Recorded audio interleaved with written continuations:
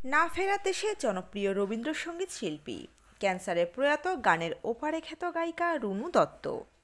বিস্তারিত জানাচ্ছি আজকের এই প্রতিবেদনে। তো বন্ধুরা, অবশ্যই সম্পূর্ণ ভিডিওটি দেখুন। চ্যানেলে নতুন থাকলে চ্যানেলটিকে সাবস্ক্রাইব করে পাশে রাখা নোটিফিকেশন আইকনটি অল করে রাখুন। আর আপনারা কোন জেলা থেকে এই ভিডিওটি দেখছেন, জায়গাটির নাম আমাদের কমেন্ট বক্সে কমেন্ট করে জানান, যাতে করে আমরা আপনাদের ধন্যবাদ জানাতে পারি। চলুন বিস্তারিত প্রতিবেদনে যাওয়া যাক। আবারও দুঃসংবাদ, বিনোদন জগতে 2024 সালের শুরু থেকেই ছেড়ে চলে যাচ্ছেন একের পর এক তারকারা। প্রয়াত হলেন সঙ্গীতশিল্পী রুনু দত্ত। তিনি ছিলেন প্রয়াত সুমিত্রা সেনের ছাত্রী। তার রবীন্দ্রসঙ্গীত মন ছুঁয়ে গিয়েছে দর্শকদের। তার মৃত্যুর খবর জানিয়েছেন সঙ্গীতশিল্পী দেবজ্যোতি মিশ্র।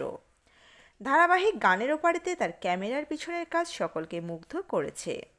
মৃত্যুর খবর জানিয়ে তিনি লেখেন, রুনুদি চলে গেলেন রুনু দত্ত। শ্রাবণী খবরটা দিল, আমার মনটা এক মুহূর্তে চলে গেল সেই গানের ওপারের দিনগুলোতে। রবীন্দ্রনাথের গান নিয়ে করা একটা অসম্ভব ইম্পর্ট্যান্ট কাজ ঋতুপর্ণ আর আমার। যখন করেছিলাম তখন বুঝতে পারিনি, কিন্তু পরবর্তী সময়ে বহু মানুষ বলেছেন এর কথা। এবং এটা সম্ভব হয়েছিল যে দুজন মানুষের জন্য, তারা শ্রাবণী এবং রুনুদি। রুনুদি ছিলেন সুমিত্রা সেনের একেবারে প্রথম 3 জন ছাত্রীর একজন। গানের ওপারেতে ছিল গোড়ার মতো চরিত্র। তার গান গাওয়ার জন্য বেছে নেওয়া হয়েছিল সমন্তককে, কিন্তু ও তখন পুরোপুরি রকে মজে। ইংরাজি এবং বাংলা রকই ছিল ওর বিশেষত্ব। সে অবস্থায় কাজ করতে শুরু করেছিল আমার সঙ্গে। অসম্ভব ভালো গলা ওর, কিন্তু ওকে তো রবীন্দ্রনাথের গান শিখতে হবে। রুনুদির কাছে পাঠানো হলো ওকে। রুনুদির আনন্দ পালিতের বাড়িতে গিয়ে ও গান শিখত। ওকে তিনি নিজে হাতে তৈরি করলেন সেই গান গাওয়ার জন্য। তারপর ভাঙাভাঙিটা আমি করেছিলাম, কিন্তু রুনুদির হাতে গড়া ওই জিনিস না পেলে তো আমি ভাঙতে পারতাম না। এরপর একদিন রুনুদিকেই আমরা বেছে নিয়েছিলাম ঠাম্মির অলকানন্দা রায়ের লিপে গানগুলো গাওয়ার জন্য।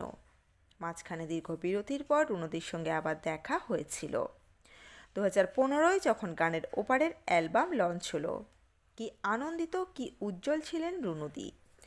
আজ মনে হচ্ছে প্রত্যাশাবিহীনভাবে এদের মতন মানুষেরা কি অবলীলায় দিয়ে যেতেন, ক্রমাগত দিয়ে যেতে পারতেন। আমরাও নির্দ্বিধায় আবদার করে যেতে পারতাম। এরকম আবদার রাখার লোক আর রইল না। ফুসফুসের ক্যান্সারে ভুগছিলেন তিনি। কতটুকু খোঁজ নিতে পেরেছি বা নিয়েছি, এই কষ্ট আমার সঙ্গে থেকে যাবে, আমি নিজেকে ক্ষমা করতে পারবো না। আজ রুনুদি আর নেই। শ্রাবণী বলেছে, কিন্তু আমি নিজেকে বোঝাই কি করে। তার মৃত্যুর খবর শোকের ছায়া সঙ্গীত মহলে। তো বন্ধুরা, এই আপডেটে ছিল এতটুকুই। খুব দ্রুত ফিরে আসছি এরকম নতুন কোনো আপডেট নিয়ে।